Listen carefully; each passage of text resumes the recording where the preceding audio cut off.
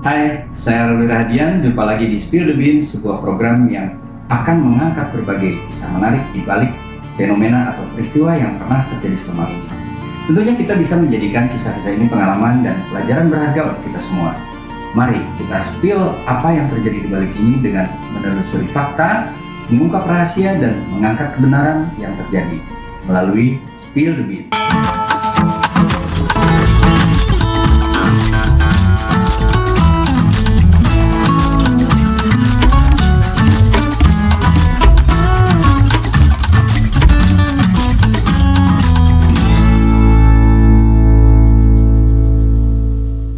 Pak Mark Dressler, betul nggak? Betul. Betul spellingnya ya, Dressler ya. Aslinya Pak Mark ini orang mana? Aku sebetulnya pegang dua negara, asli Australia, lahir di situ. Bapak saya orang Jerman, mama saya waktu British di Singapura, lahir di Singapura. Jadi campur sebetulnya British, Jerman, tapi aku sendiri lahir di Singapura. Sydney. Oh, lahir di Sydney. Sydney, Australia. Bahasa Indonesia bagus banget tuh. Ya, karena kita sebetulnya udah lama di Indonesia. Sebelum Indonesia, aku besar di Singapura. Oh, 12 tahun di Singapura, tahun 72 sampai 84. Dan juga sudah kenal waktu itu beberapa orang Indonesia waktu sekolah di United World College, UWC. Iya. Jadi itu college international, ada mahasiswa dari masing-masing negara termasuk juga Indonesia. Jadi waktu itu ada beberapa teman. Day boy sama border yang tinggal di sekolah, Di asrama ya? boarding asrama. Boarding school ya? Boarding school, betul. Iya. Ya. Jadi waktu itu kan besar di Singapura, jadi kita juga punya waktu itu ya namanya helper. Iya. Helper di rumah orang Melayu, orang pribumi. Iya. Mungkin namanya Rodia, sama sih ingat Ibu Rodia, sama dia punya anak, dia seumur saya, 6-7 tahun. Dan kita habis sekolah main sama dia di rumah. Jadi dia mungkin nggak bisa bahasa Inggris sempurna, tapi dia campur-campur like me, little bit I can. Ngerti gitu, juga gitu ya? Ngerti. Nah waktu itu kan bahasa Melayu. Melayu kan sedikit beda sama Indonesia. Walaupun agak mirip, sikit-sikit boleh lah. Ya, sikit-sikit ya. Kita campur-campur boleh ya. Iya. Jadi ya waktu itu akan belajar Melayu. Tapi dialeknya udah Indonesia banget loh, Pak Mark. Ya dari tahun 89 ya, saya pertama di Indonesia. Waktu itu ketemu beberapa teman, ya holiday lah gitu. Tapi nggak holiday di Bali. Karena banyak, saya merasa orang Bali atau bule dari ke Bali kebanyakan mungkin holiday party boys. Iya. Kita ngomong secara kampung atau tidak, ada non kampung, ada kampung. Iya. Mungkin banyak yang ke Bali waktu itu tahun 70-an, 80-an, banyak yang kayak hippies, having fun, minum bintang karena waktu itu bintang dia. Ya, flower generation atau just happy karena Bali waktu itu dari Australia, gateway kan pintu dekat. Iya. Nah, why people go to Bali is because cheap. Iya.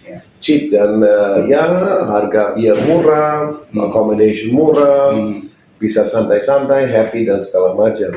Itu not my attraction to come to Indonesia. Nah, makanya pertama kali ke Jakarta untuk cari kerja sebetulnya. Oh.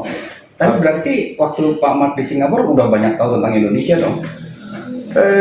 Mungkin saya tahu lebih banyak dari Malaysia pada Indonesia kan. Malaysia kan dekat kita kan jembatan dari Johor langsung. Kita waktu saya kecil sama mama sama keluarga kita sering suka ke arah timur, misalnya Terengganu, Mersing, Kuantan. Karena kita suka waktu itu diving, snorkeling. Dan ibu saya waktu itu juga kolektor yang shell, keran. Tapi keran yang warna-warni, yang benar-benar yang besar dan segala macam. Itu bisa jual di pasar keran di dunia lumayan tinggi dengan harga yang shell yang besar. Dulu kan kita bisa diving 10 sampai 15 meter, nggak napas, buka batu, ambil itu, gitu. Padahal di sini murah loh. Ya mungkin di sini murah, tapi aku waktu itu nggak kenal Indonesia kan.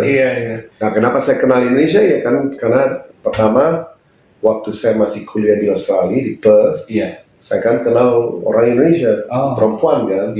Wah, cantik juga ya. Intinya kenapa saya ke Indonesia mungkin satu ya cari kerja, kedua mungkin perempuan cantik gitu kan. Udah tertarik ya? Eksotis. Ada yang bilang olive skin, kulit olive, atau ya kan ada banyak macam-macam. Ada juga yang Chinese Indonesian, ada yang lokal Indonesian, campur-campur gitu. Tapi selalu saya ketemu, kenal, friendly, everybody's friendly. Cowok juga friendly, tapi kan cewek kan cantik juga kan. Ada menarik mungkin. Oke, sebelum ke situ ini menarik loh, nanti saya kejar juga nih Pak Mark. Tapi gini, sebelumnya saya pengen tahu dulu ayahnya Pak Mark itu kan dari Jerman ya, ke Singapura. Kalau boleh tahu dulu apa yang dikerjakan? Saya kerja sebagai good question. Kan dia kan dari Jerman, mungkin perusahaan dia dulu Olympus. Olympus itu PT Olympus itu typewriter. Ketik mesin, ketik dan telex machine dan segala macam. Ya mungkin waktu tahun itu tahun 62, 63 kan sudah habis Perang Dunia Kedua kan 45. Singapura kan sudah independen ya seperti juga si Indonesia dan habis itu Malaysia. Dia mungkin perusahaan dikirim waktu itu pertama kali ke Tunisia, Middle East. Pernah di situ dia. Habis itu ada opening bukaan di Singapura untuk masuk ke Asia. Kan Singapura waktu itu mungkin pintu pertama kali untuk ke Southeast Asia. Karena itu mungkin stabil, ada hukum, ada segala macam kan. Mungkin pertama kali dia di situ. Terus ketemu mama saya waktu mungkin ketemu lewat teman ya kan. Biasa ke party atau ke waktu itu German Club kan ada mungkin karena British koloni waktu dulu dia kan banyak klub-klub, Tanglin Club, Singapore Island Country Club, dan ada satu German Club. Ya German Club itu kayak ada restoran, ada pool, tenis, ada tempat kelompok untuk orang Jerman atau temannya dari Jerman. Ya dia kan di situ mungkin kenal mama saya waktu dia di situ. Terus nggak lama habis itu ya nikah, terus 2-3 tahun di Singapura disuruh ke Sydney untuk buka cabang di situ buat perusahaan Jerman. Itu. Jadi mama sama papa disuruh ke Sydney. Nah di situ ya saya lahir di Sydney. Pak Mark anak tunggal atau ada saudara? Saya ada kakak 11 tahun lebih tua saya. Jauh juga ya. Sekarang di Melbourne. Tapi dulu juga seperti bapak saya, dia juga disuruh dari perusahaan kecil jadi perusahaan besar. Dari Jerman pindah ke Bangkok, buka cabang di situ. Dia benar-benar sukses, suruh pindah ke Amerika untuk buka cabang. Tapi waktu itu bapak saya, ya sebetulnya kalau kita mau cerita panjang, habis dari Sydney, kita pindah ke Jerman, Munich. Waktu saya 3 tahun, jadi 3 tahun di Sydney, 3 tahun di Jerman, di Munich. Tapi mama saya nggak suka dingin banget. Tahun berapa itu Pak? Tahun 69 ya, 69 sampai 72. Sebelum Black September itu ya? 72 waktu itu Munich kan, waktu itu ada Olimpiade. Ya tetap persis waktu itu saya masih di sana, masih di situ di Jerman di Munich. Dan yang tempat yang kolam renang dari rumah saya hanya mungkin 10 sampai 15 menit. Dekat ya? Dari namanya kota Gauting. Munich kan kota besar. Nah di provinsi atau di daerah-daerah kan ada juga kayak ya di Pasar Minggu atau Kemang kan ada daerah-daerah wilayah. Dan Gauting itu tempatnya juga untuk bikin Olimpiade swimming waktu itu daerah situ. Aku masih ingat datang di situ, ya kan waktu kecil kita beli French fries, tapi yang Jerman punya mungkin kayak Belanda karena si teman kita kan juga suka makan pommes frites namanya, jadi kita suka makan di situ juga dengan ketchup atau mayones. Ini imbis ya? Gimana? Imbis ya, kayak apa ya? Ya mungkin merasa Jerman yang suka begini atau orang Belanda suka begitu, jadi itu ya famous the reason. Nah habis 72 kita sebetulnya karena mama nggak suka dingin, sudah kasih ultimatum dia mau ke Australia, tapi lewat Singapura untuk ketemu tante-tante. Kita ada tante. Oh masih ada keluarga di situ? Keluarga di situ. Kan zaman British masih ada yang tinggal. Jadi kita mau ke situ, terus tiba-tiba hanya untuk 2-3 minggu, tiba-tiba bapak saya mulai bisnis. Nah dari Singapura kita mau ke Darwin.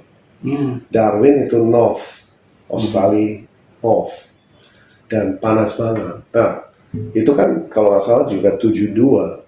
Nah di 72 ada yang Cyclone Tracy datang, hancurin semua kota Darwin. Nah ya kita bisa bilang ada yang jaga kita, atasan, untuk nggak pindah dari Singapura, jadi kita tetap stay in Singapura. Nah dari situ bisnis kecil jadi kembang. Dia kan dulu flowers, bunga. Dia main di area bunga namanya anggur. Orchids.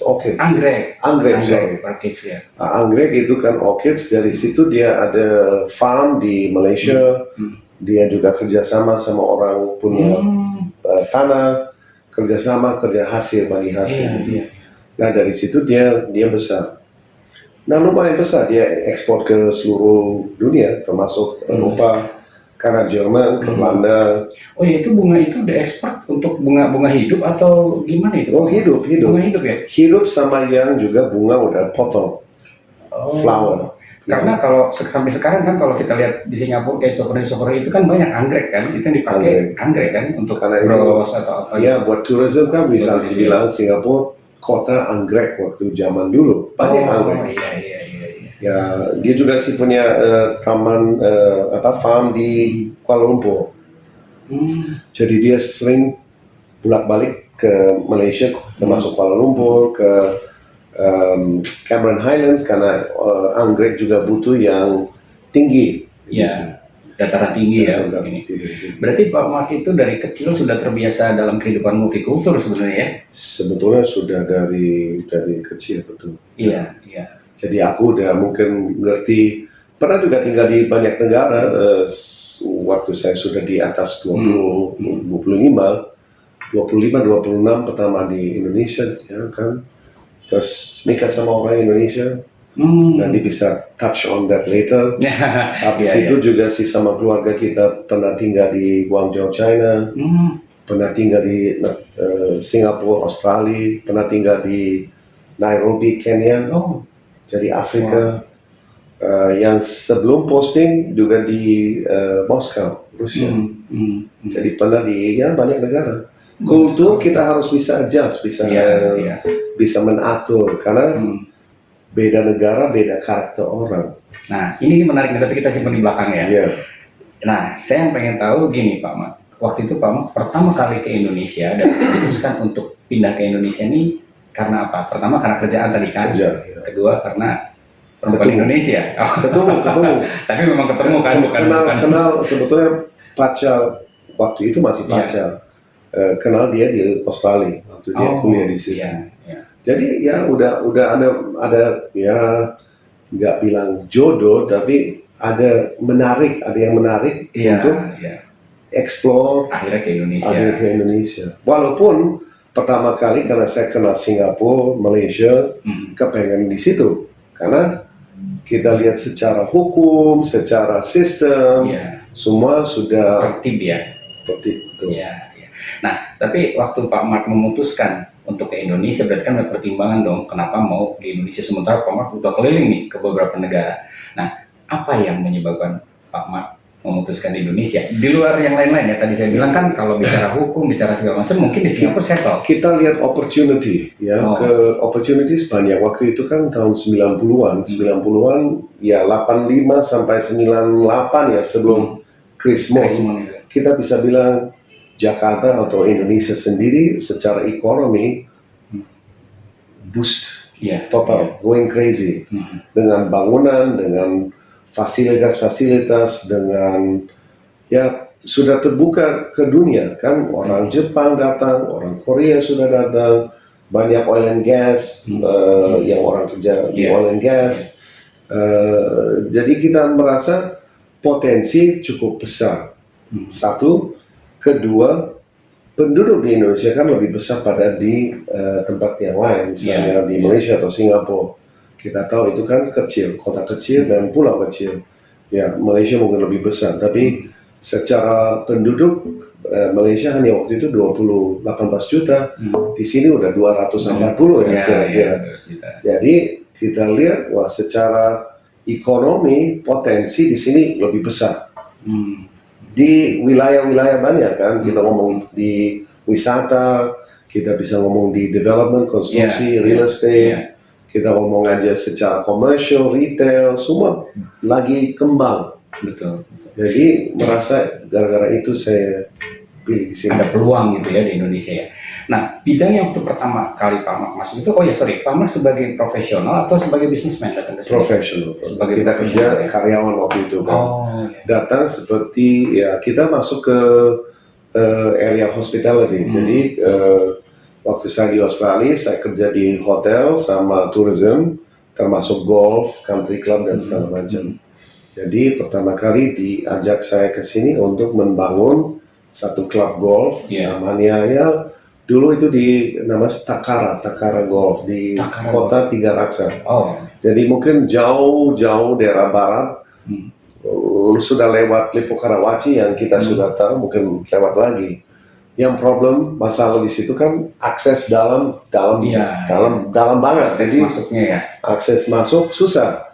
Waktu itu belum ada jalan dan segala macam. Kita harus lewat kampung, harus lewat ya banyak macam-macam. Ya tapi it's the first time you come to Indonesia, jadi ya udah kita terima apa yang kita ada. Itu kan namanya challenge. Betul. Pertama kali challenge karena di kampung kota Tiga Raksa kan penduduk di situ benar-benar mungkin nggak ketemu banyak orang bule, so can't speak English. Ya, waktu itu aku kan hanya bisa bahasa Melayu, sedikit-sedikit boleh, tapi kan at the end ujung-ujung kita harus communicate. Betul. Gimana mau kerja sama orang sini kalau kita nggak bisa bahasa Indonesia? Jadi a lot of sign language, drawing, kita harus tulis. Saya mau begini, ngerti nggak?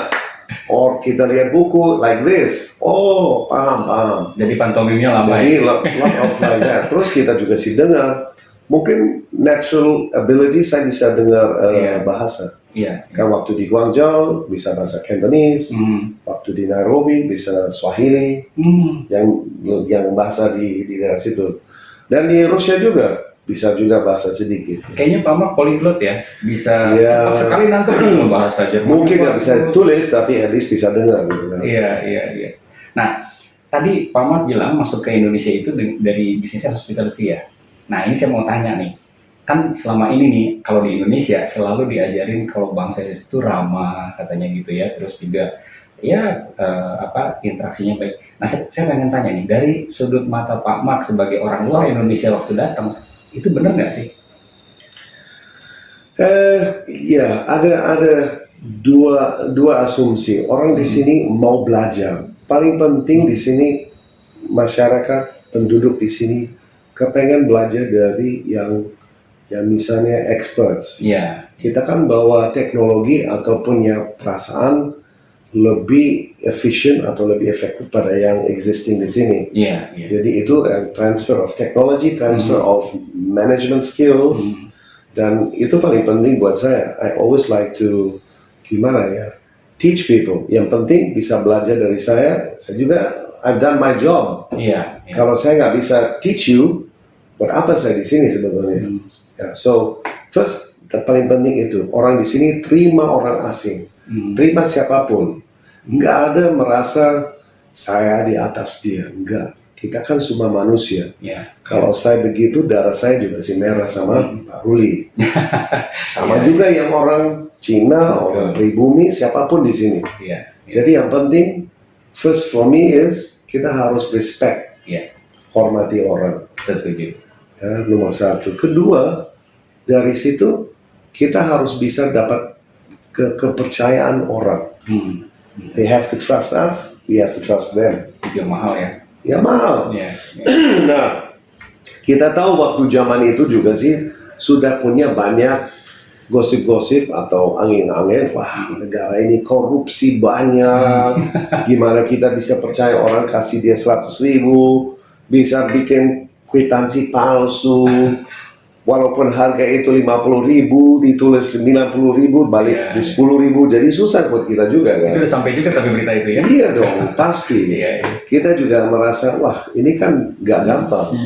Ya, kita harus ngerti juga, we have to learn, we have to understand, kita harus adapt. Dan waktu itu kan kita adapt juga, kalau nggak ya, if you don't adapt, you die. Gitu kan? So you have to learn. Waktu itu kan kita belajar. How to do it, gimana check and balance system. Kan mungkin di Australia nggak pernah begitu, ada di Singapura. Semua A jadi A, di sini A jadi B, jadi C, jadi D, F bisa sampai Z gitu kan. Ada banyak pilihan, tergantung kita percaya atau tidak.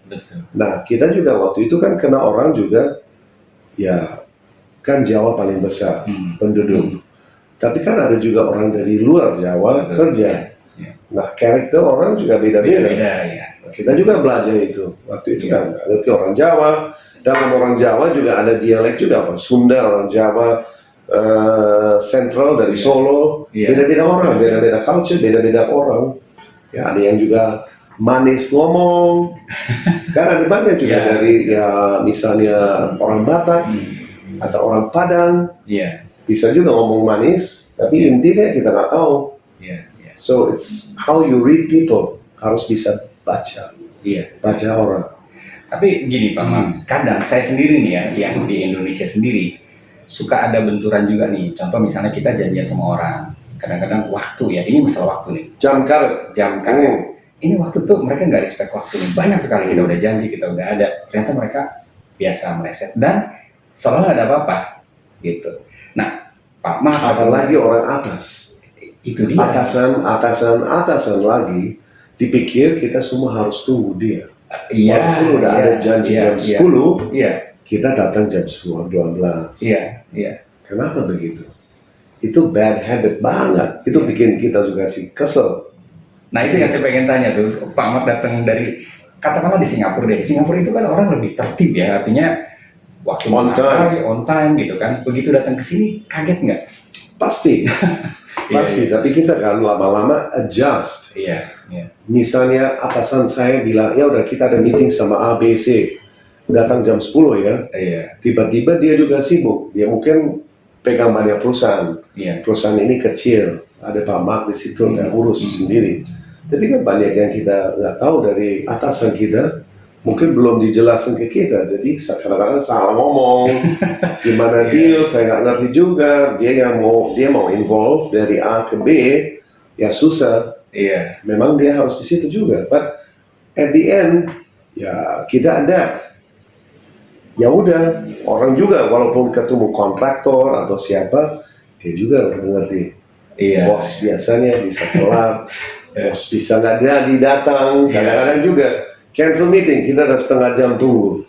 Cancel meeting, 10 orang udah ada di sini.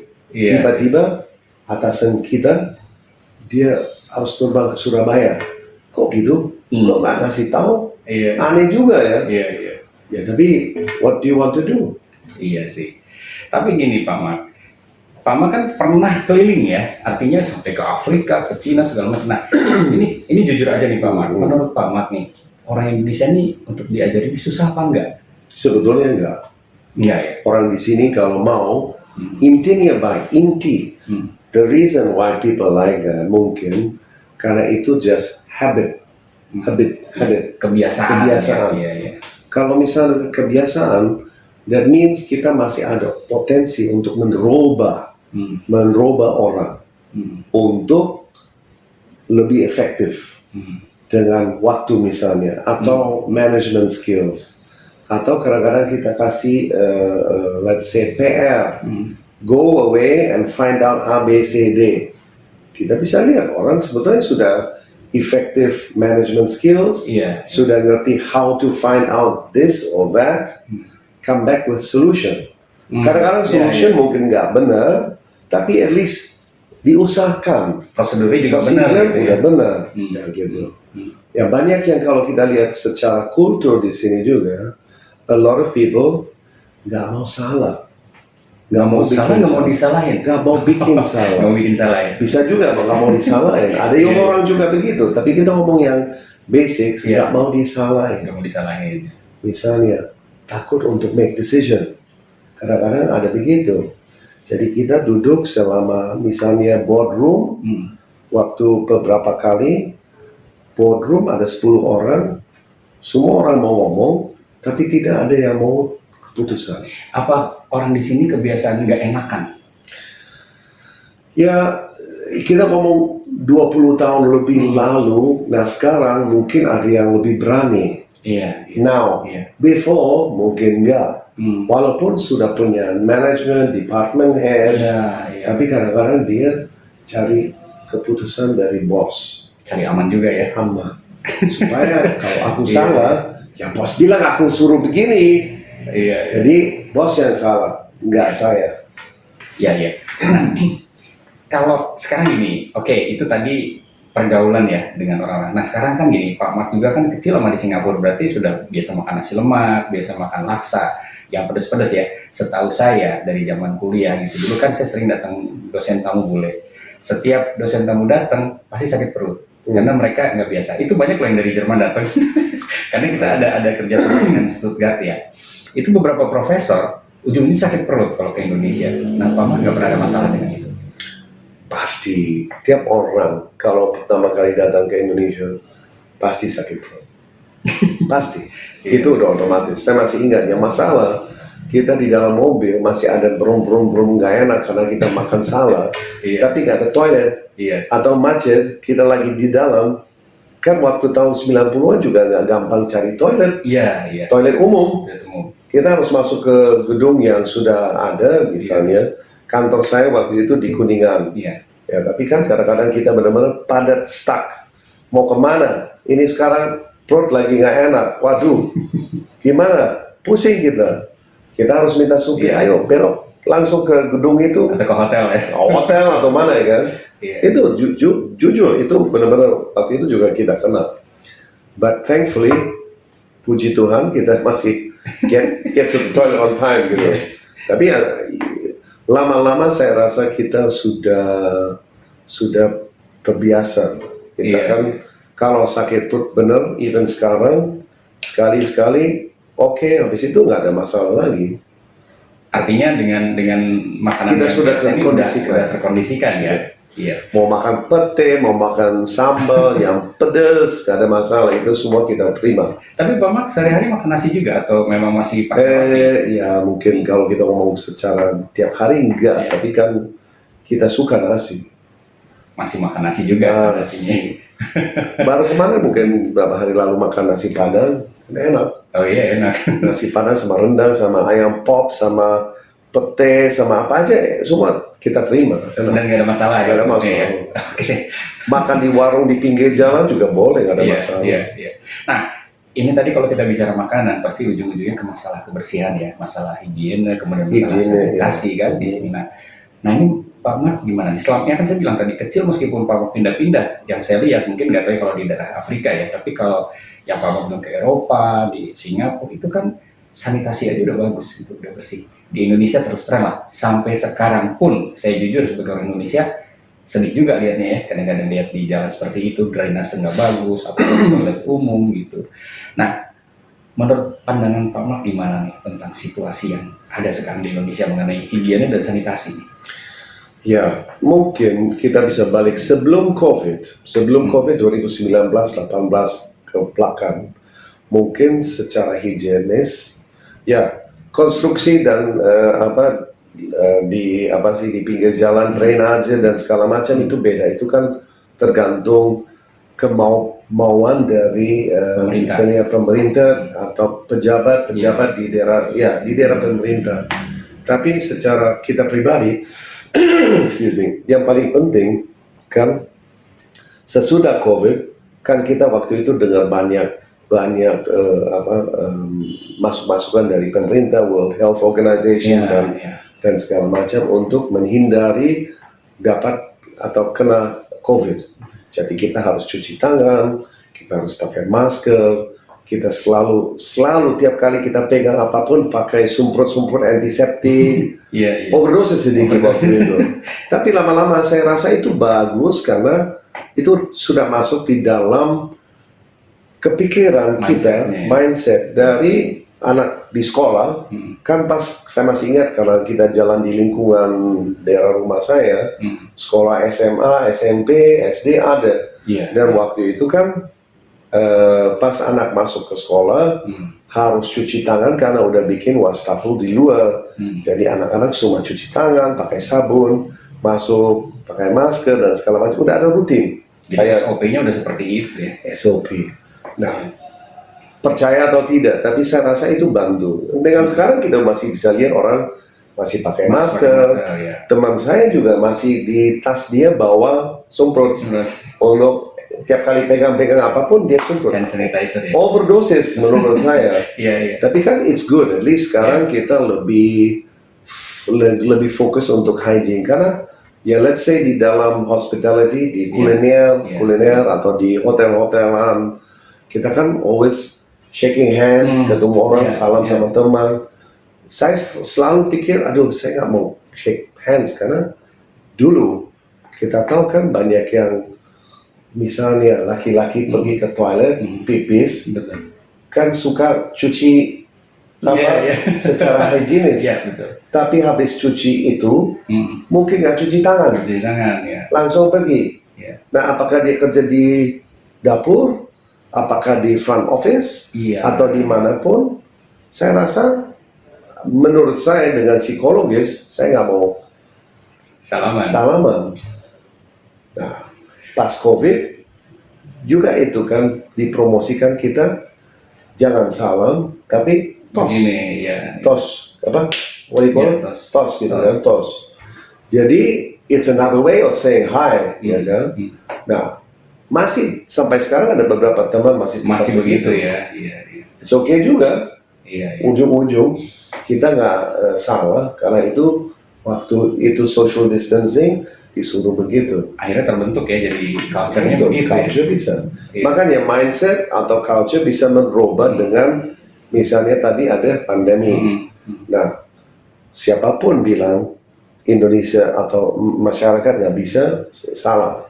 Semua bisa. Kalau ada keinginan dan ada program, everything can be done here. Semua bisa diatur. Bisa ya. Nah, tadi nyambung yang barusan ya Pak Mat ya. Berarti kan itu bicara masalah sosialisasi. Nah, menurut Pak Mat, orang Indonesia ini untuk sosialisasinya gimana? Kita kan kadang ketemu orang baru di publik. Nah, apa yang menurut Pak Mat kurang? Apa yang menurut Pak Mat bagus untuk orang Indonesia secara umum? Secara umum, oke. Satu pertama, kalau kita ketemu orang, kadang-kadang orang sering lupa nama. Hi, I'm Mark. Your name? Pak Ruli. Hi Pak Ruli, nice to meet you kan. Nah, lama-lama kan kita lupa. Apalagi kalau tidak ada hubungan atau tidak ada connection. Nah, menurut saya kadang-kadang orang lupa nama, sering lupa nama. Atau banyak yang suka ngomong basa-basi, ngomong-ngomong aja, ngomong doang. Buat apa sebetulnya? If you don't need to talk, don't talk. Gak apa-apa juga, nggak usah. Tapi if you want to get to know people, ya harus pay attention. Itu paling penting. Ya, sometimes itu yang saya juga bikin saya sendiri kesel karena ya aku suka kenal orang, nggak apa-apa.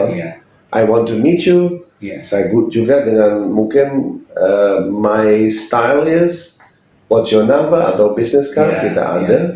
Nah habis kita ngomong segala macam, I juga suka WhatsApp. Anda say, "Hai Pak Ruli, senang ketemu kemarin waktu di tempat ABC. Yeah. Hopefully we can meet again soon." Yeah. It's a nice way to make impact. Yeah. Ya, supaya Pak Ruli masih ingat Pak Mak. Next time ketemu Pak Mak, bisa ingat, oh Pak Mak, dia yang kemarin kirim SMS ke saya untuk saying nice to meet you. This is the Pak Mak. Itu yang orang Indonesia kurang ya? Kurang. Iya. No follow up. Kadang-kadang. Betul. Untuk kerjaan pun kadang-kadang gitu ya Pak Mak ya? Benar, nggak ada. Iya, betul. Nggak usah ngomong di hospitalis, dimanapun, bisnis, di gereja atau di tempat-tempat wisata, Public, di mana umumkan. But kadang-kadang kita bisa di dalam pesawat. Saya dari Batam ke Jakarta ketemu orang next to me.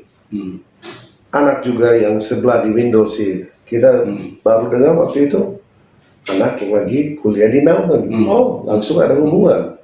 Dia yang kerja, dia yang mau balik ke Melbourne, sudah lulus, dia mau dapat PR. Jadi 2 tahun dari 5 tahun harus di situ. Nah, aku kan hanya cerita, well, that's good news. Why you like Melbourne? Itu kan perempuan, mungkin bapaknya suruh ke sana karena adik mau ke sana juga. So, 2 kids there. Why Melbourne? Because they can learn more. Dia bisa bawa kemanusiaan dari sana ke Indonesia misalnya. Atau ada banyak teman juga misalnya udah kirim anak sekolah sampai university ke Kanada, Vancouver. Tiba-tiba anak nggak mau balik. Stay there. Why? Quality of life, lifestyle. Hiburan-hiburan, social interaction lebih bagus, alternatif banyak. Tiba-tiba dia dapat kerja, ya udah, what for come back? That's a problem. Itu bisa juga bilang nanti ada brain drain.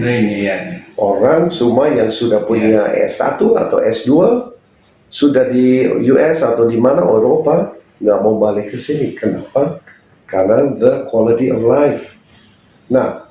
Kita ngomong secara kelas, tergantung kita di kelas apa di Indonesia. Kalau kita di kelas mewah ke atas atau middle ke atas, life is okay. Tapi banyak masih di middle ke bawah. Kerja dapat UMR. Sekarang UMR kan cost of living kita tahu sudah tinggi. Habis COVID semua juga naik.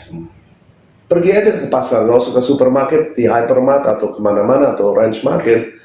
Ke pasar sendiri, saya bisa lihat harga telur, harga cabai, harga sayur. Just look at those 3 things. Sudah naik, 30. Beras lagi. Beras kemarin nggak ada. Gimana itu jadi? Walaupun kita net importer, dan how come we don't have rice? System again, right? Balik lagi ke masyarakat sama pemerintah. Apakah pemerintah taking care of their people atau focusing on other things? Saya juga nggak tahu. Secara umum saya ngerti Pak Ahmad. Kalau soal tadi mungkin saya bisa jawab mengenai kenapa mereka nggak balik ya. Ya karena terus terang banyak orang mereka betah di sana karena mereka merasa dihargai kan di sana. Di sini ya standarnya beda gitu, karena mereka sudah mengukur dengan pola pikir di sana, meskipun living cost tinggi kan. Tapi begitu ke sini juga masih kurang juga gitu ya. Ya kita nggak bisa menyalahkan. Tapi yang boleh buat ya. Dan sekarang begini Pak Ma, kalau saya lihat orang Indonesia ini sedikit sekali yang punya jiwa entrepreneur gitu. Jadi mereka selalu datang lagi ke sini atau sekolah itu ya untuk di instansi menjadi PNS gitu ya. Jadi pola pikirnya seperti itu. Jadi ketika mereka nggak dapat tempat ya udah mendingan di sana aja gitu kan. Of course. Karena di situ mungkin dihargain mereka. Tidak ada namanya kulit. Saya orang Indonesia. Tapi skill set saya sudah dapat S1 di computer science atau di business management atau di finance. Nah kalau ada job opening di situ, kan saya bisa langsung dapat misalnya 30 juta sebulan. Tapi kalau saya balik ke sini, walaupun saya punya S1, starting salary kali 10 juta sebulan. Mungkin karena ada benchmarknya dari sana kan? Benchmark di sini nggak ada masalahnya. Minimum di situ udah ada. Iya. Karena di sana balik lagi ke sistem. Mungkin di sini kan kita semua punya bayar pajak. Iya. apakah kan sekarang kita lihat dari masyarakat sama bisnis yang besar, apakah yang bisnis besar masih ada tax efficiencies? Kan ngomong aja ke TBK yang besar, laporan tahunan, dia kan banyak ways to maneuver untuk pembayaran atau menkurangkan pajak. Nah dengan yang orang biasa, karyawan, NPWP langsung dipotong gajinya, langsung dari muka. Sebelum kita terima udah potong. Habis itu tiap tanggal 31 Desember atau sampai bulan Maret kita harus masuk SP kan, tax, SSP ya, saya lupa namanya. Surat setoran pajak. Surat setoran pajak supaya ya kita benar-benar sudah bayar. Nah apakah kita kurang atau apa itu tergantung nanti filing kan gitu. But is everybody paying equal tax? Gak tahu. Kan lihat aja dari sekarang 275 juta penduduk, berapa orang bayar? Maybe only 50%, maybe less. Nah dengan itu kan sumber daya untuk untuk si pemerintah untuk kerja juga nggak cukup, maybe, right? So how do we do it? How do we move forward? Harusnya ada banyak instansi, there's different systems. Bisa lihat dari negara, masing-masing negara, they work the system. Ada perbandingan ya. Nah oke, Pak Ahmad. Jadi kalau tadi saya lihat salah satunya juga mungkin masalah pergaulan ya, sosial gitu di sini dengan di sana kan pasti beda ya. Apalagi mereka yang sudah sekolah di sana, kemudian yang berpendidikan tinggi gitu. Artinya mereka kalau masuk ke level itu kan sudah ada standar-standar tertentu yang mungkin nggak akan jauh gitu ya. Nah kalau Pak Ahmad sendiri lihat di Indonesia ini gimana dari sistem pergaulannya? Untuk level pergaulan gimana menurut Pak Ahmad? Pergaulan maksudnya gimana? Kan ada kelas-kelas di situ. Ada kelas-kelas intelek, ada kelas-kelas ini. Nah, dalam pergaulan itu menurut Pak Ahmad seperti apa yang Pak Ahmad lihat dari kacamata orang luar? Orang luar dari I don't understand the question, so you have to nanti bisa edit ya. Oke, nggak apa-apa. Jadi gini Pak Ahmad. Kalau Pak Ahmad di sana itu kan ini sudah ada kelas ya, artinya kelas itu kita bukan membandingkan kelas dari finansial ataupun kaya, tapi lebih kepada intelektualnya, tapi terkait dengan masalah sosial gitu ya, social class lah mungkin ya. Di sana kan udah settle ya, kita mau kemana-kemana itu udah jelas. Nah kalau di sini kadang-kadang bercampur antara orang-orang yang punya pemikiran bagus tapi dia finansialnya nggak bagus, mereka nggak berani main di kelompok yang itu gitu. Nah ini yang saya alami ya sebagai orang Indonesia. Kalau Pak Ahmad lihat gimana itu? Social standards kan pasti ada, kan kita tahu. Misalnya supir saya, ya contoh, kan pasti nggak main sama teman saya di restoran yang ABG, karena restoran ABG, namanya ABG nggak ABG orang muda, itu kan mahal. Per check mungkin satu main course bisa 150 sampai 200 ribu, padahal daya beli dia nggak sampai itu. Otomatis ada class standard difference between classes ya, perbedaan. Nah dari luar itu pasti di mana aja, di Australia ada juga, di Amerika ada juga, di Jerman ada juga, kelas-kelas ada. Tapi at least di situ mungkin ada standar atau ada support system supaya orang tidak di bawah poverty line, yang kemiskinan, garis kemiskinan di sana mungkin lebih tinggi pada garis kemiskinan di sini. Karena kita tahu di sini, ya misalnya tukang parkir dapat berapa sehari, compared to professional atau orang kerja di bank atau di mana, kan dia sudah punya standar minimal. Nah banyak masyarakat di sini masih di bawah minimal standard itu. Ya saya juga pikir gimana orang bisa hidup. Misalnya kita lihat tukang sampah yang di cluster-cluster kita di neighborhood kita, dia kan kerja dapat, saya nggak tahu, dari botol plastik dapat X rupiah, dari karton dapat itu, dari yang sisa-sisa scavenger kan. Tapi at the end dia masih bisa hidup dengan kondisi standar dia. Nah beda kelas dengan orang sudah kirim anak ke universitas di luar negeri, karena itu butuh cukup besar modal uang. Nah apakah there's more opportunity for them? Pasti.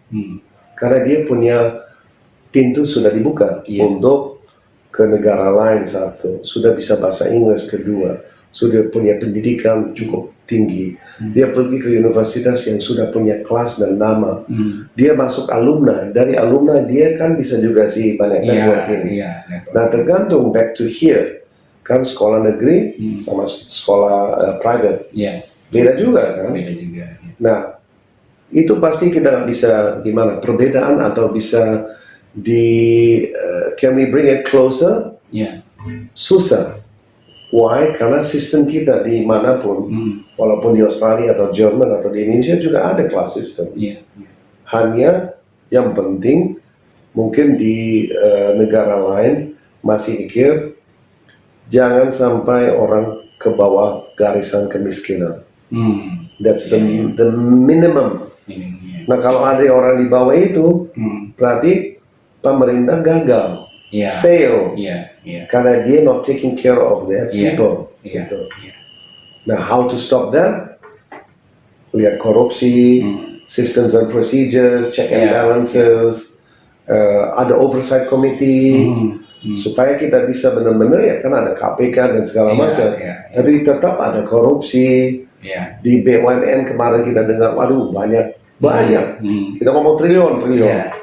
Ya coba itu triliun masuk lagi ke masyarakat misalnya untuk BPJS, untuk kesehatan atau untuk Bulog masuk ke beras, orang di bawah pasti sudah masih bisa makan.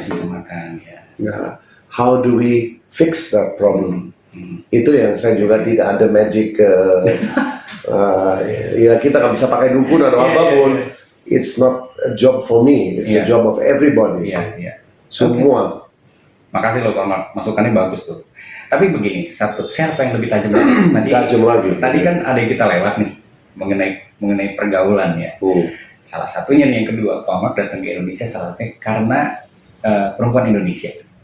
Nah, yang saya pengen tahu nih Pak Mark, karena banyak nih dulu waktu zaman saya masih bujangan, saya kan juga punya teman-teman perempuan, kita kumpul-kumpul gitu kan. Ada cewek-cewek yang seneng cowok bule gitu kan, ada cewek-cewek yang seneng cowok lokal gitu. Nah, sekarang kalau menurut cowok bule, cewek lokal itu seperti apa gambarannya Pak Mark secara umum? Secara umum, cewek dari Indonesia sebetulnya, cewek di sini kalau kita ngomong seluruh dunia, aku bisa bilang nomor satu masih di Indonesia. Oh ya? Kenapa? Itu, Pak Mark? Tidak gara-gara saya bisa bahasa Indonesia atau let's say aku juga bisa kenal orang English, kerja di sini orang British, baik, cantik segala macam, tapi beda pikiran, beda culture, beda serving us. Mungkin kemungkinan besar perempuan Indonesia know how to serve and please. Tapi kita juga bisa bilang mungkin orang di sini ya tergantung level lagi ya, karena kita ngomong secara umum banyak yang pikir bule it's my ticket out, I can get out of the country karena bule biasa dapat dolar.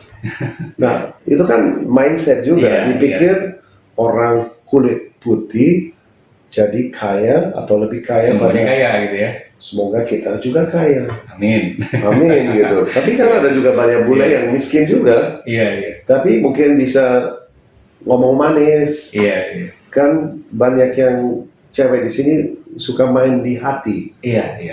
Tidak main secara financial logic. Jadi pikiran saya, the best women still are Indonesian women. I love them. Ya karena aku juga sudah punya anak 4. 4 anak sudah besar, paling gede 28, sudah nikah, yang kedua punya partner, sudah punya cucu. Wah, nah cucu juga sih. Punya cucu ya Pak? Sudah punya cucu, masih muda. Tapi tetap muda aja. Masih punya cucu, aduh gila. Baru saya pikir ya itu lumayan ya. Nggak kelihatan kok Pak. Nggak kelihatan. Amin, terima kasih Pak Ruli. Nah, oke, kalau gitu Pak Mark kayak gini. Tadi barusan sih saya nangkep, katanya perempuan Indonesia itu lebih ya dibanding yang lain nih. Berarti itu latar belakang culture ya, yang membuat seperti itu. Nah, Pak Mark yang sudah keliling tadi yang saya bilang, kan pasti pernah di Malaysia dan Singapura, sama-sama Melayu. Bedanya apa dong? Beda apa ya? Kalau kita lihat orang Singapura misalnya, selalu ada yang bilang, wah, if you marry a Singaporean, kalau lu nikah orang Singapura, lu harus pikir. They usually look for the lima prioritas. They call the 5 C's. Yeah. Credit card, car, condominium, cash, sama satu lagi saya lupa. Jadi menurut saya mungkin ya kita nggak bisa ngomong semua orang Singapura, nggak bisa pukul rata kita juga ngomong ya, sih umum ya. Maybe fokus ke perempuan Singapura mau ke area materialistik. Malaysia ada juga yang materialistik, ada yang lebih ke arah sensitif, love, cinta. Mungkin orang Indonesia ada juga yang materialistik, ada yang cinta, more for feeling, and that's why it attracts me because people di sini lebih ke arah emotion, feeling, culture. Mungkin juga habis lahir kan kita bisa bilang again umum ya. Sometimes our foreign ladies yang dari Australia atau mana habis lahir kan jadi gendut. Tapi tetap di sini orang Indonesia masih tetap slim, good looking, attractive. Yang gendut juga kok. Ada juga. Kita ngomong secara umum ya, umum rata-rata ya. Tapi ya at the end, I think saya masih tetap suka orang sini. Iya. I don't know why. Tapi yang 5C juga banyak kan? Banyak 5C ada juga, pasti ada. Tapi ada yang juga simple, very kind. Ada yang juga nggak pikir apapun. Ada yang orang juga dari mungkin keluarga kaya, dia juga sih happy to spend money. Kan give and take harusnya, jangan take balance gitu. Harus balance. Gini Pak Mark, tadi kan udah maju lagi ya, karena tadi kan udah selesai itu. Sekarang gini, Pak Mark udah punya anak, bahkan punya cucu nih. Sementara Pak Mark dengan latar belakang yang juga multikultur kan. Nah, Pak Mark gimana memperlakukan anak-anak? Karena mereka kan pasti punya darah keturunan yang banyak ini kan. Dari Pak Mark, dari ibunya, dari mana-mana ini campuran. Nah, Pak Mark memperlakukan mereka itu sistem pendidikannya seperti apa? Sistem pendidikan saya sebetulnya just one. Most important is karena dia sudah tinggal di beberapa negara juga, dia juga sekolah di beberapa negara dan di sekolah internasional kan juga ada anak-anak dari negara manapun. Ya di sekolah di Rusia di Anglo-American School, di sana ada 62 negara sekolah, anak dari 62 negara. Di sini Global Jaya waktu kita balik ke Indonesia 2010. Dia kan di Global Jaya di Bintaro juga ada semi international, ada juga mungkin 10-11 negara. Jadi I always teach them respect all cultures. Kan Anda sudah dapat banyak masukan dari kultur Nairobi, kultur waktu Anda di China, kultur di Indonesia, kultur di Australia waktu kuliah atau sekolah. Jadi everything is about person, people to people. Respect one another, karena ujung-ujung kita balik ke ya misalnya lahir dari tanah, kita mati dari tanah. So at the end, everything goes back to our relationship with bumi, man, and atasan. I think the three have to be in synchro. Kalau tidak, number one, we live a very sheltered kehidupan kita nanti close banget karena if we don't apresiasi orang Indonesia atau lokal, walaupun ada orang Cina, ada orang pribumi, ada orang India, itu semua jadi satu kelompok, it makes up Indonesia as a culture. So many different cultures ada di sini, dari agama, dari keturunan, ada juga Cina, ada India, ada you talking about back in the old days. Raja kerajaan, kan kita ngomong Cirebon atau ke Jogja, kan raja itu juga. So you have so much history here. Culture is all about sharing. Dan yang penting kita bisa hidup bersama. What's the problem? Saya punya kulit sama, hanya putih, darah masih merah. Aku punya otak satu, tangan dua, kaki dua, hati satu, sama dengan Anda. So everything is about relationship kan. Betul. So for me itu yang selalu saya kasih masukan ke anak-anak kalau ditanya saya. Of course dia harus try their own way kan, dia harus cari jalan sendiri. Tapi mudah-mudahan dari masukan saya dan ibu waktu itu kan, that's why they are the way they are. Iya. Membentuk mereka. Kan kita hanya bisa kasih fondasi. Iya. The rest is up to them. Iya. Kita nggak bisa tell them you must become doctor, harus jadi dokter, harus jadi politician. Iya. Itu tergantung dia. Dia punya calling di mana? Saya nggak tahu. Dipanggil di mana? Passion apa? Iya. Ya ada juga sih banyak yang anak mungkin today juga bisa bilang di Indonesia nggak tahu. We don't know what to do. Kita nggak tahu Pak. Ada yang tanya saya belum tahu. Saya udah 30, saya nggak ngerti apa. What do I have to do? Saya sudah di atas 50, kadang-kadang kita juga bingung. What am I doing? What can I do? What can I do? Kan kita tanya juga. Apakah benar kita suka yang sekarang jalan lurus? Iya. Tapi kadang-kadang kita juga fall off, jatuh. Iya. Sometimes hard to get back on. Kan butuh teman, butuh support system. Itu yang penting kan. Kalau kita nggak ada support system, jadi kita bisa hilang. Mungkin ke arah yang kurang baik buat kita dengan kesehatan. Mungkin kita go to drinking, minum banyak, mabuk tiap hari. Atau kita bisa ke narkoba atau apa kan. That depends. Depends who we hang around with kan. Kita punya lingkaran, lingkungan kita paling penting.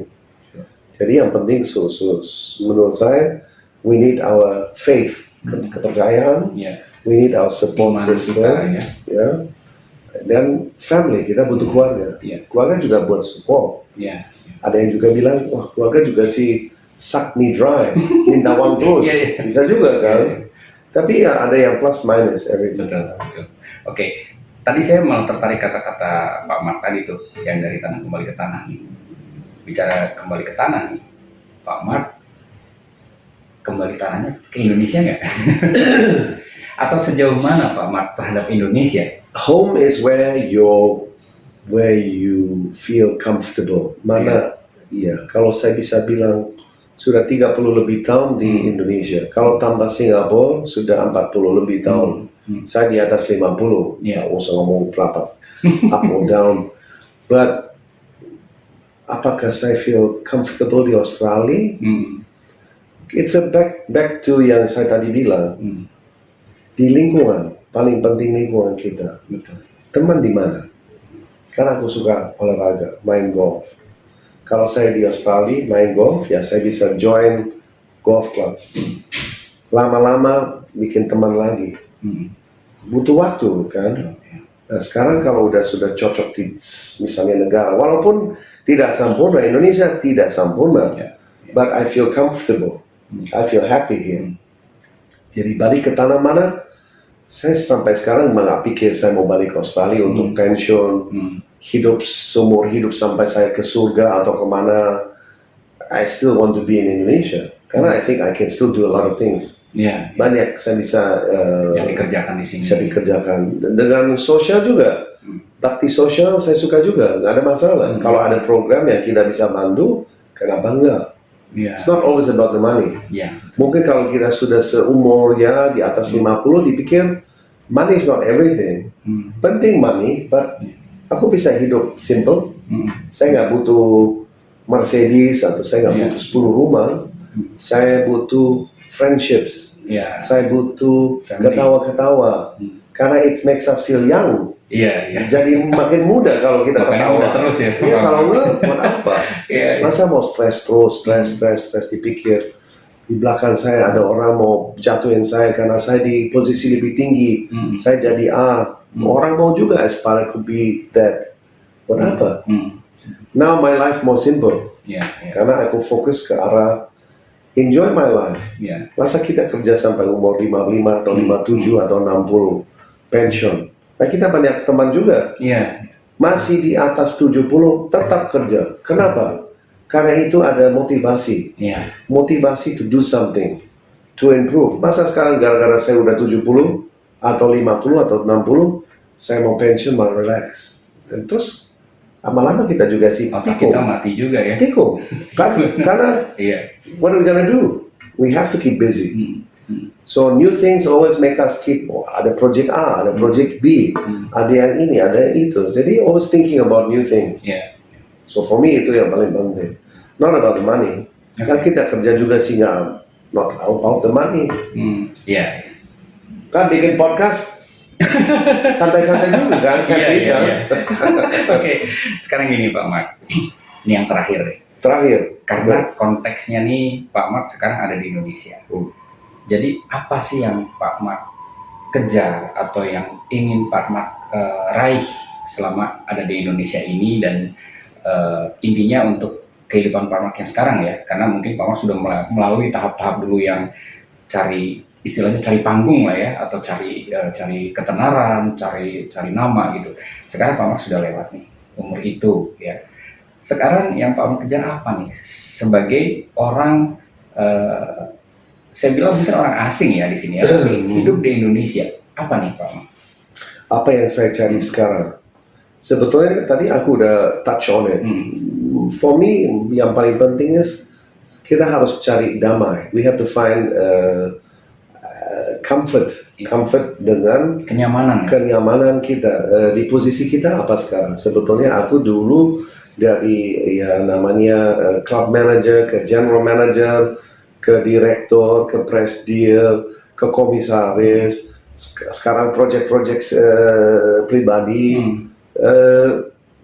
masuk ke restoran juga. Ujung-ujung most important thing is keinginan saya mau bantu. Bagaimana saya bisa bantu masyarakat di sini? Ya, saya bisa bantu dengan face to face ketemu, passing on my technology, passing on my my experiences, my pengalaman sudah cukup banyak. Jadi kalau if I had one advice is follow your heart, follow your desire, cari yang kesempatan. What's important for you? What are the priorities? Is it chasing money, finding girls, being successful? Apa sebetulnya sukses? Kan itu tergantung definisi kita. Sukses itu bisa bilang, saya bisa cari makan tiap hari untuk bayar uang sekolah buat anak. Saya bisa cari uang sekolah dari penjualan saya. Atau saya bisa cari kesadaran saya dengan bakti sosial. Bangun rumah buat orang miskin, misalnya. Di Habitat for Humanity. Kan dia bikin program kayak gitu. Atau saya bisa jadi pendeta, atau saya bisa volunteer. Right? There's many things you can do. Don't let your mind be focused untuk itu aja. Expand your horizons. So that would be my message, my pesan buat semua di sini. Don't think I nggak mampu. Siapa bilang you nggak mampu? Kan tergantung Anda. At the end, you can make change. Kalau Anda mau. Jangan bilang saya nggak punya uang. Kita bisa cari. Saya nggak ngerti. Aku ada teman bisa ngerti. So I can learn from him. Right? Misalnya. So don't be restricted. Always be keep open ideas. Ya saya campur sedikit dengan English ya.